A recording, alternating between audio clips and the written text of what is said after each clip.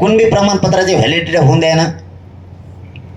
दुसरं, एसी 10% आरक्षण दिलं, आपलं ईडब्ल्यूएस घातलं.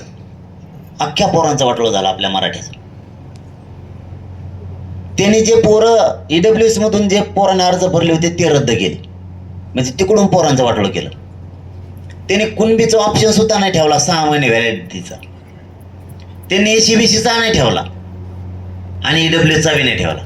आपलं म्हणणं होतं तिन्ही ठेव, विद्यार्थ्यांना जे घ्यायचं ते एकच घेईल ना, कोणचं एक आरक्षण घेईल. पण असं ते होऊ देत नाही. त्यांनी तिसरं काम केलं, आपलं रेकॉर्ड शोधायचा बंद करायला लावला. फायदा सांगितला तुम्हाला मी काय झाला, तोटा पण सांगायलो. शिंदे समितीला मुदतवाढ दिली 6 महिन्याची, आपण मागणी केली म्हणून. ही समितीच काम करीत नाही. तुम्ही समजा वावर वाटून दिली 1 एकर, पण ताबा सोडीनात ना.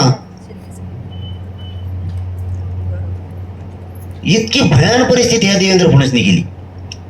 त्याला वाटतं लोक येडे, लोकांना काही कळत नाही, मी शान आहे. त्याला असं वाटतंय.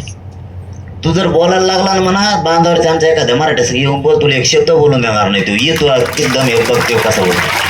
स्वतःला शान समजित आहे, स्वतःचेच पाठ थोपटून घेते. ते 10-12 डबडे धरलेत मराठीचे आमदार हाताखाली, ते भंगार ते बहुते हिंडत. त्याला वाटतं हेच एका कोण मोकळं दैवत सगळं, माझं सगळं ऐश्वर्य हेच त्याला वाटतंय.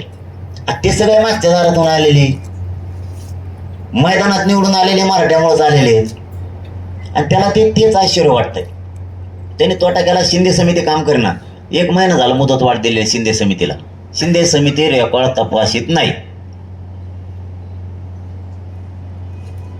कसं जगायचं मराठ्यांनी, कसं काम करायचं मराठ्यांनी. दुसरं, तुम्ही सांगितलं होतं सगळ्या सोयऱ्याची अंमलबजावणी करतो, केली का? बरं, सगळे सोयरे कशाला आणले? आमची मागणी काय, 29 ऑगस्टची 2023ची सरसकट मराठ्यांना कुणबी प्रमाणपत्र राज्यात द्यायचे. ती गिरीश महाजन आलं, ते 15 रुपयाचं बेल्ट, इंद्र ते कुंकुण आलं, कुंकुणने माझ्या गळ्यात पडलं.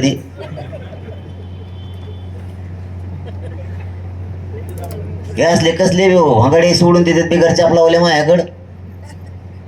इथं आलं, ते म्हणलं त्यांचं लय पोट दुखत आहे ना सरसकट म्हणल्यावर. म्हणलं मग सांग भाऊ, गोळी असली एखादी तर पोट वगैरे दुखायची. तर बघ ते जेच घेऊन आलं माझ्याकडं, लय मोठे जेच घेऊन आलं, लय मोठे हे घेऊन आलं. म्हणले सगळ्या सोयरीच्या अंमलबजावणी ज्या मराठ्यांच्या नोंद सापडली